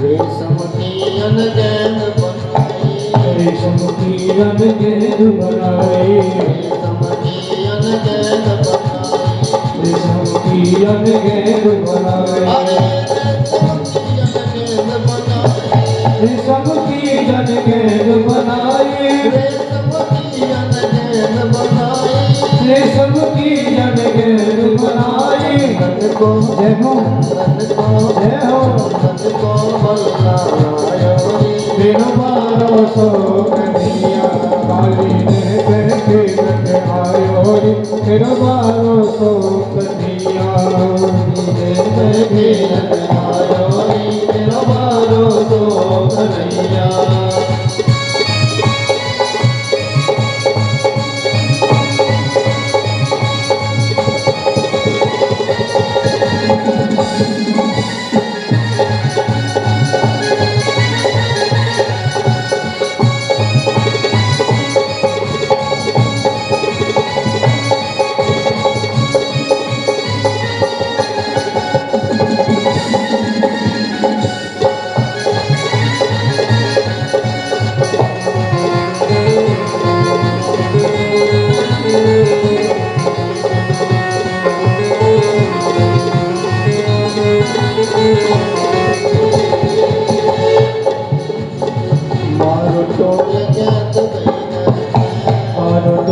गन गई नहीं मारो टोल गैस गई आयो तोड़ गई नहीं मारो टोल गैस गई मायो तोड़ गई नहीं मारो टोल गैस गई मायो तोड़ गई नहीं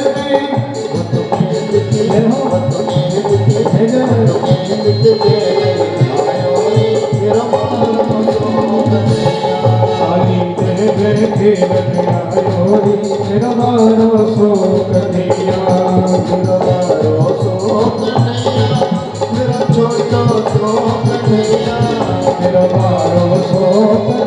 मेरो छोटो सो कन्हैया मेरो बारो सो कन्हैया मेरो छोटो सो कन्हैया मेरो बारो सो कन्हैया मेरो छोटो सो कन्हैया काली दह खेल आयो रे मेरो बारो सो कन्हैया काली दह में खेल आयो रे मेरो बारो सो कन्हैया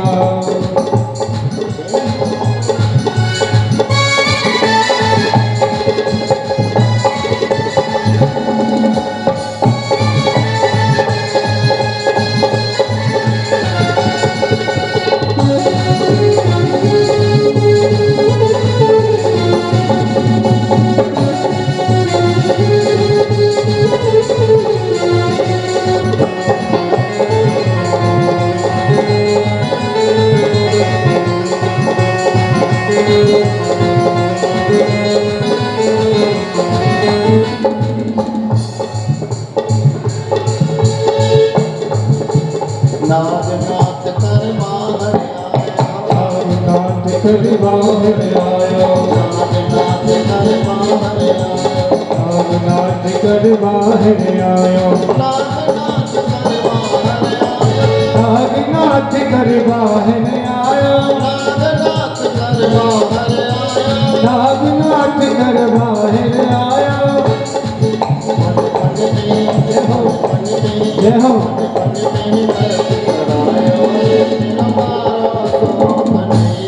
काली दह में खेल आयो रे मेरो बारो सो कन्हैया काली दह में खेल आयो रे मेरो बारो सो कन्हैया काली दह में खेल आयो रे मेरो बारो सो कन्हैया मेरो बारो सो कन्हैया मेरो छोटो सो कन्हैया मेरो बारो सो कन्हैया मेरो छोटो सो कन्हैया मेरो बारो सो कन्हैया मेरो छोटो सो कन्हैया मेरो बारो सो कन्हैया मेरो छोटो सो कन्हैया काली दह में खेल आयो रे मेरो बारो सो कन्हैया काली दह में खेल आयो रे मेरो बारो सो कन्हैया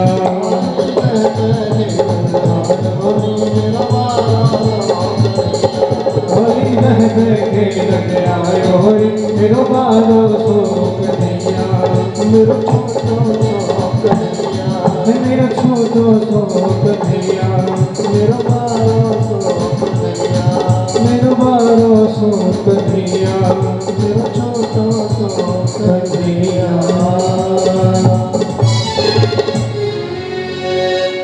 बोली बाल कृष्ण लाल की जय जय जय श्री राधे श्याम सीता राम। एग्जाम में कौन कौन बैठ सकता है मालूम है? एग्जाम जब आते हैं बोर्ड की जब एग्जाम आते हैं कौन बैठ सकता है? जिसकी परसेंटेज 75% जिसकी है या उससे ओवर है वही बैठ सकता है, और जिसकी परसेंटेज यानी प्रेजेंट 75 से नीचे रहेगी वो एग्जाम देने के योग्य नहीं माना जाता। अब आप स्वयं देख लीजिए कितनी बार आप हाजिरी लगाते हो, कितनी बार नहीं लगाते हो।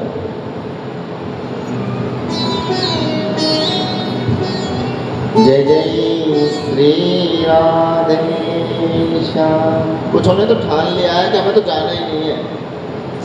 हम देखें श्री जी कैसे ले जाएंगे हम।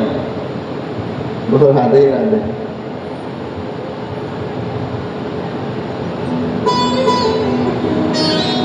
तो महाराज अब तो कन्हैया दौड़ करके जाते हैं, कदम के वृक्ष पर चढ़ते हैं और उसके डाली से यमुना में काली दह में छलांग लगा देते हैं गेंद को लाने के लिए।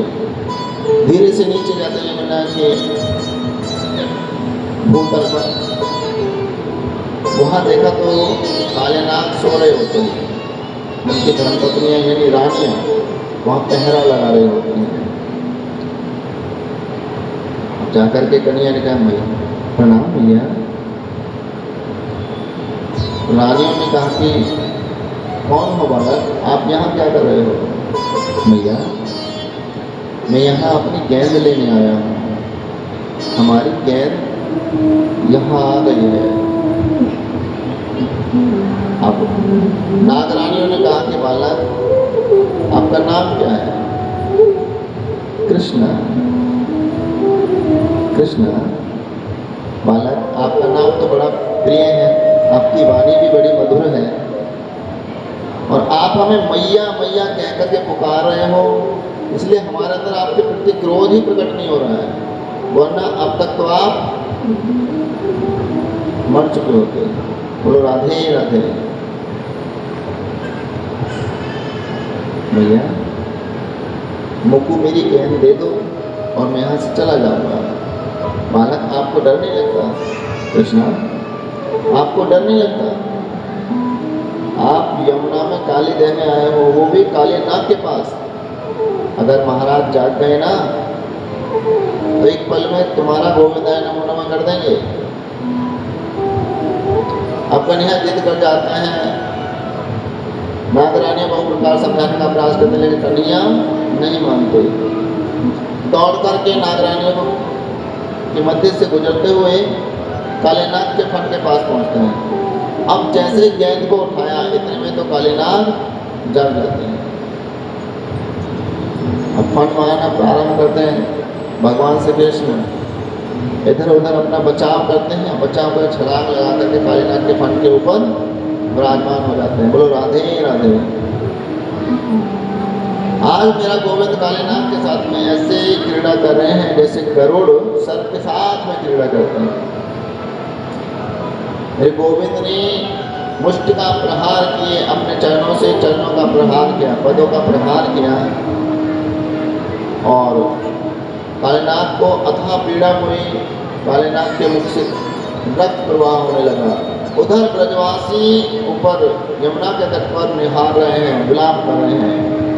एक ब्रजवासी भाग करके जाता है, मैया यशोदा को यह समाचार देता है, मैया तेरा कन्हैया काली देह में कूद गया। मैया ने जैसे ही सुना दौड़ पड़ती है, समस्त ब्रजवासी दौड़ पड़ते हैं यमुना के तट पर। कन्हैया कन्हैया कन्हैया, लाला लाला लाला। यमुना के तट पर आते हैं। मैया ने जैसे ही देखा कि यमुना के जल से, यमुना का जो जल है वो लाल होने लगा, नीचे से रक्त आ रहा है, समस्त ब्रजवासियों ने सपना कि कालीनाग ने हमारे कन्हैया को मार डाला।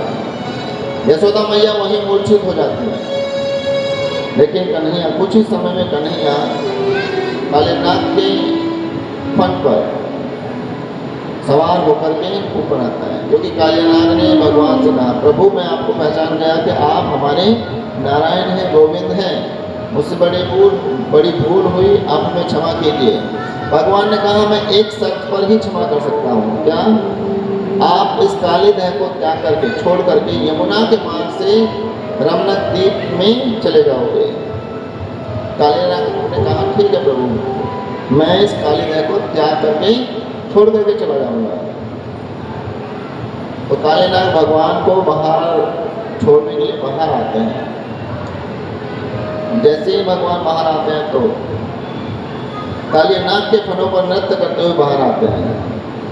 श्री कृष्ण गोविंद हरे मुरारी, हे नाथ नारायण वासुदेवा। कृष्ण गोविंद हरे मुरारी, हे नाथ नारायण वासुदेवा।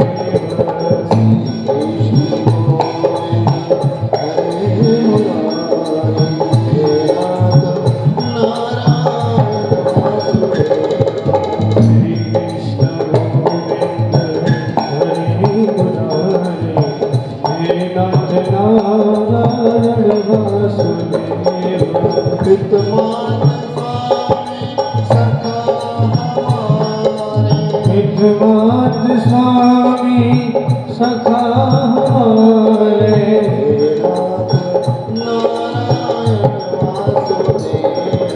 श्री कृष्ण गोविंद हरे मुरारे, हे नाथ नारायण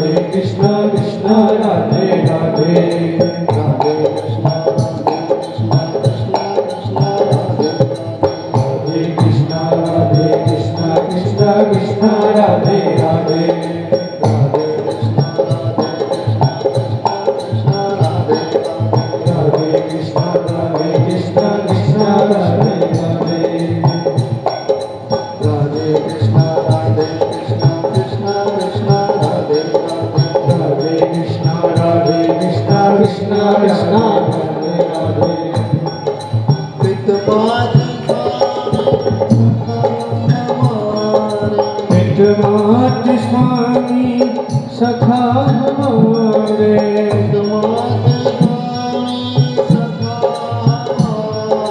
पितृमात स्वामी सखा हमारे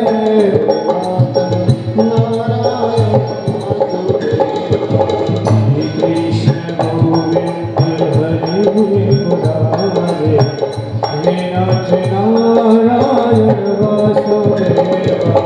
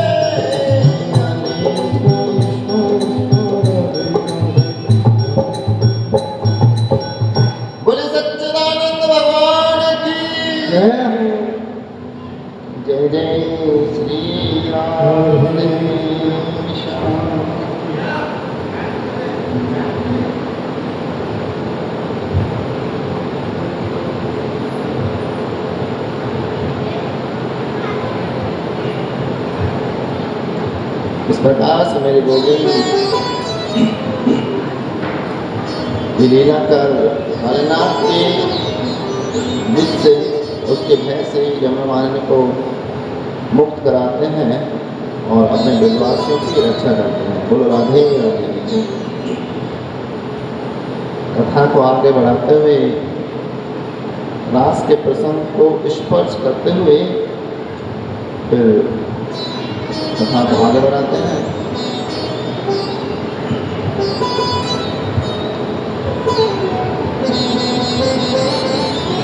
शरद पूर्णिमा की रात्रि में मेरे गोविंद ने यमुना के तट पर चमकती हुई रेणु पर महाराज की लीला की।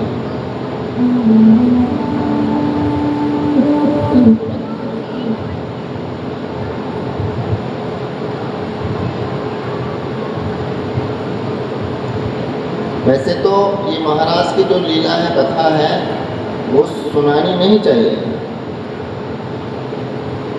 यानी हर किसी को नहीं सुनानी चाहिए। जो इसका पात्र हो उसी को ही श्रवण पान करानी चाहिए। इसलिए इसको पूर्णतः ना सुनाते हुए इसको स्पर्श करते हुए आगे निकलते हैं, क्योंकि ये जो कथा है वो बहुत ही पवित्र है।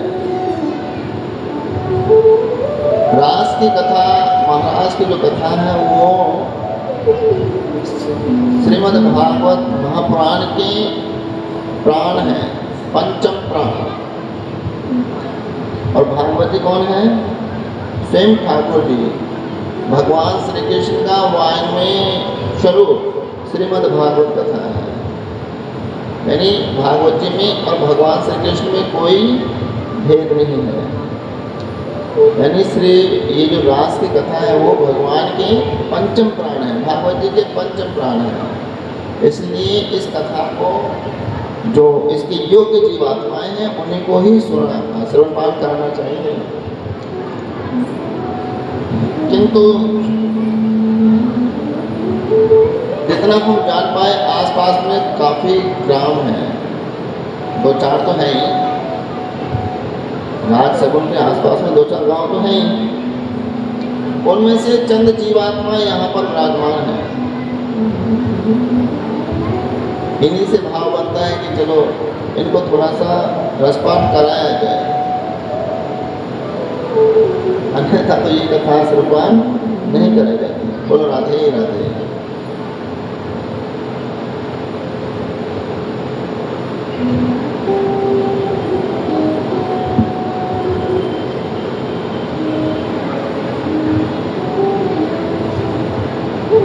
आइए हम सब मिलकर के गोपियों के बारे में थोड़ा सा चिंतन करते हैं। गोपी क्या है? गोपी किसे कहते हैं? प्राय हम सभी केवल एक स्त्री को गोपी मान करके चल रहे हैं। जो वहाँ कुछ स्त्रियां थी वो गोपियां थी, जबकि ऐसा नहीं है। गोपी का मतलब क्या है? गो माने इंद्रिय, पी माने पीना। जो प्रत्येक इंद्रिय से कृष्ण रस का पान करे, जो प्रत्येक इंद्रिय से कृष्ण रस का पान करे उसे गोपी कहते हैं।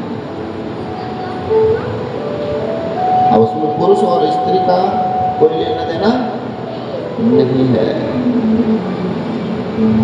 संत और गृहस्थी का कोई लेना देना नहीं है। जो जीव प्रत्येक इंद्रिय से कृष्ण रस का पान करे उसे गोपी कहते हैं। ऐसे ही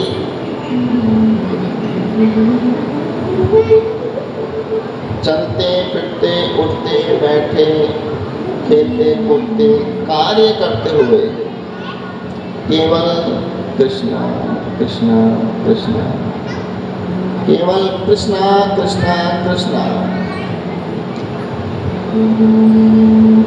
तो कृष्ण रस का पान करे उसे गोपी कहते हैं। भगवान श्री राम, अब ये गोपियां हैं कौन? भगवान श्री राम जब 14 वर्ष वनवास में गए तो दंडक वन में जितने भी तपस्वी ऋषि मुनि संत महात्मा तपस्या कर रहे थे, उनकी दृष्टि भगवान पर पड़ी। उनके हृदय में भाव आया, काश हम इनकी प्रेयसी होते। देखो कितने सुंदर है, जैसे श्याम सलोने हैं, सुंदर है।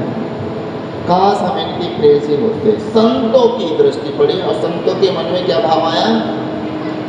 काश हम इनकी प्रेयसी होते। भगवान तो सबके अंतर्मन की जानते हैं। भगवान ने कहा तथास्तु।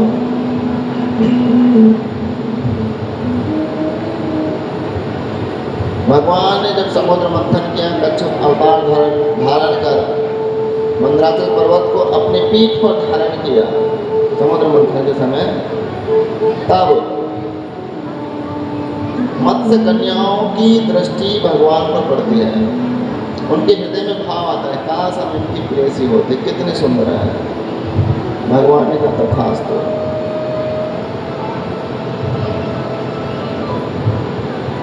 चार वेद हैं, उनकी जो ऋचाएं हैं वो गोपी बनकर के आज ब्रज में प्रकट हुए हैं।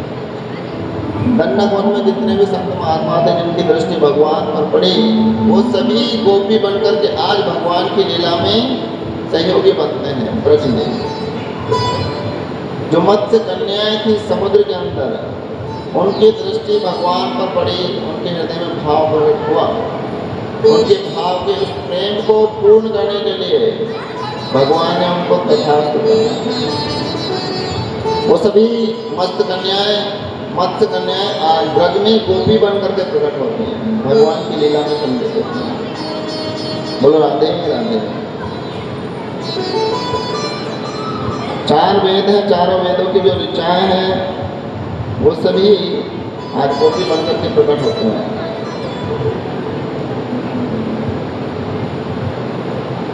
कोई किसी की पत्नी बना, कोई किसी की पुत्री बना, कोई किसी की बेटी, किसी की माँ इत्यादि।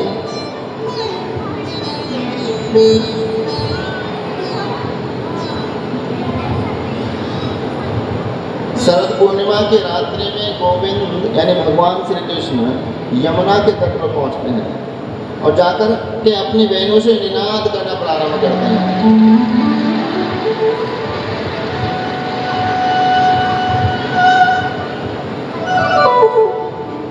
ये ध्वनि गोपियों की रंध्रों में यानी कानों में प्रवेश करती है।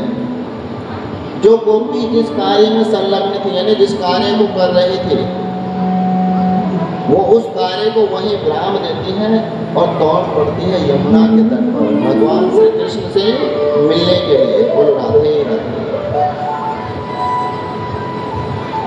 एक गोपी गैया का दूध दूह रही थी।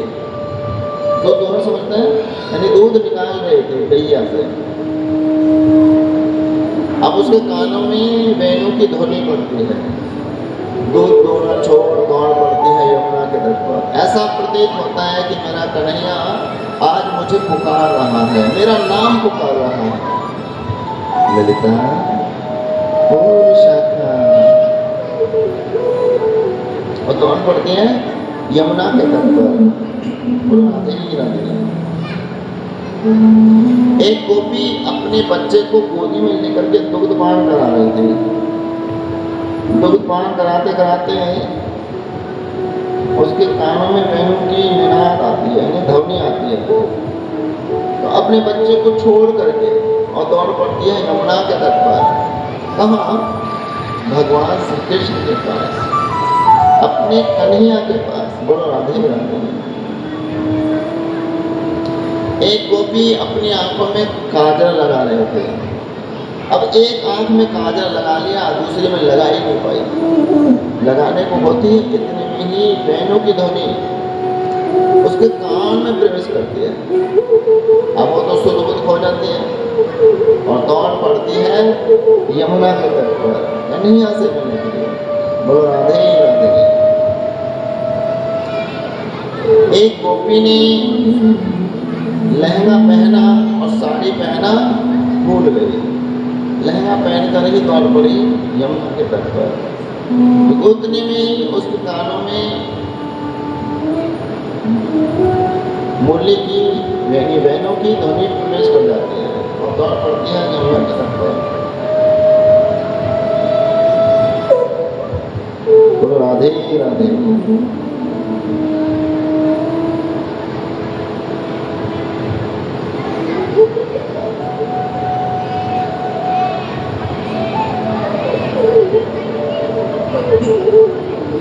एक गोपी के पति भोजन कर रहे थे और गोपी अपने पति को भोजन करा रहे थे।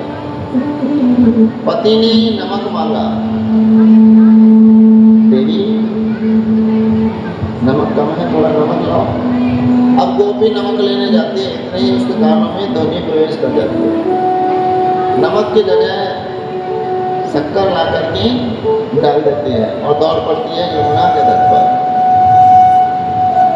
एक गोपी के पति ने कहा कि मैं देखता हूं तू कैसे जाएगी, और अपनी पत्नी को यानी गोपी को कक्ष के अंदर बंद किया, बाहर से साकर लगा दी। साकर समझ रहे ना, कुंडी लॉक कर दिया, बाहर से साकर लगा दी और बोले कि मैं देखता हूं तू कैसे जाएगी अर्धरात्रि में उस कन्या के पास। तो गोपी ने बड़ा सुंदर भाव कहा कि आपका वर्चस्व मेरे इस शरीर पर है, मुझ पर नहीं है। आपका वर्चस्व मेरे इस शरीर पर है, मुझ पर नहीं है। गोपी ने अपने शरीर का त्याग किया, आत्म स्वरूप धारण कर पहुंच गई यमुना के तट पर, शरीर को ही छोड़ गई। अब यमुना के तट पर पहुंचने के बाद कन्या ने देखा समस्त गोपियां यहाँ एकत्रित हो गई हैं। कन्या ने अपनी बहनों का निनाद करना बंद कर दिया। अब गोपियां बोली, कन्या वेणु बजाओ ना, कितनी मधुर वेणु बजा रहे थे आप। कन्या बोले, गोपियों आप अर्धरात्रि में यहाँ यमुना के तट पर क्यों आई हो, किस लिए आई हो? अब गोपियां बोली, कन्हैया आपने ही तो हमें बुलाया, आपने ही तो अपनी बहनों के माध्यम से हमें पुकारा, हमारे और अब हम आ गए हैं तो आप कहते हो क्यों आई हो? हाँ, अगर अर्धरात्रि में आप अपने पतियों को छोड़ करके यहाँ यमुना के तट पर आई हो, यदि आपको किसी ने देख लिया हो तो क्या होगा आपका? गोपियां बोली, कन्हैया देखो सत्य क्या है और असत्य क्या है ये हम जानते हैं। कन्हैया बोली, बताओ। गोपियां बोली, कन्हैया वो तो केवल हमारे इस शरीर के पति हैं, जो घर पर हैं वो केवल हमारे इस शरीर के पति हैं, अपितु हम तो एक आत्मा हैं और आप परमात्मा हो और हमारे पति भी एक आत्मा है और आप हमारे पतियों के भी पति हो और हम अपने पति के भी पति के पास में आए हैं, तो इसमें कैसा अपराध, कैसा अपराध? क्यों? क्योंकि भगवान क्या है? अंशी है, हम क्या है? अंश हैं। भगवान अंशी है और हम अंश हैं, यानी हम उसकी की किरणें हैं और हम उस तेज पुंज के पास पहुंच जाए तो कैसा अपराध? तो भगवान ने कहा, तो ठीक है भाई, आप तो बहुत चतुर हो।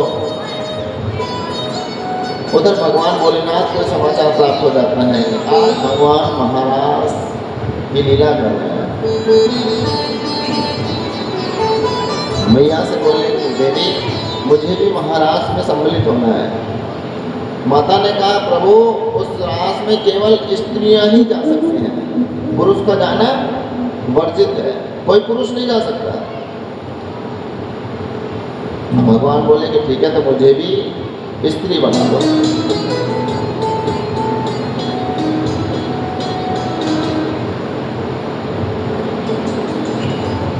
अब भगवान तो कभी, भगवान श्री हरिनारायण, उन्होंने तो बार बार अपने स्वरूप को बदला है, अवतार लिए, लेकिन भगवान भोलेनाथ ने तो कभी स्त्री का स्वरूप भी धारण नहीं किया। उन्हें तो मालूम ही नहीं है कि कैसे स्त्री बना जाए। बोले, देवी आप ही मुझे तैयार कर दीजिए, आप ही मुझे सजा दीजिए।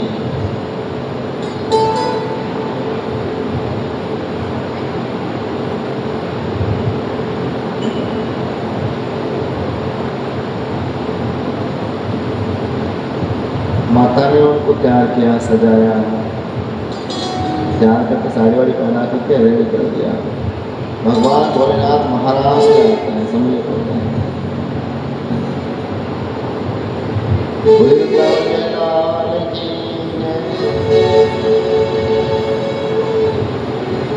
भगवान की है आरती, पापियों को पाप से है तारती। ये अमर ग्रंथ, ये मुक्ति पंथ, ये पंचम वेद निराला, नभ ज्योति जगाने वाला।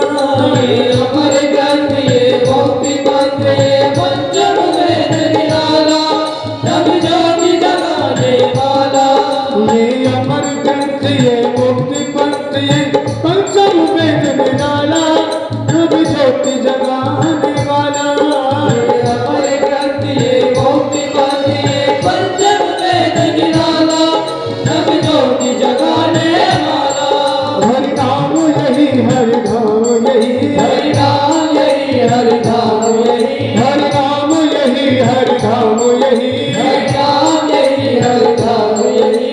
की मंगल की आरती, पापियों को पाप से है तारती। श्री भागवत भगवान की है आरती, पापियों को पाप से है तारती। शांत गीत पावन पुनीत, पापों को मिटाने वाला, हरि दर्श कराने वाला।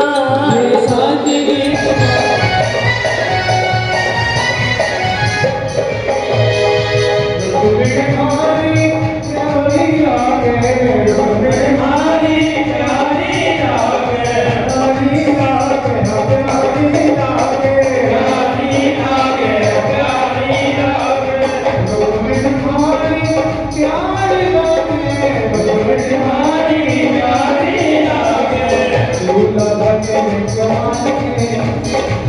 झूला लगे कमाल के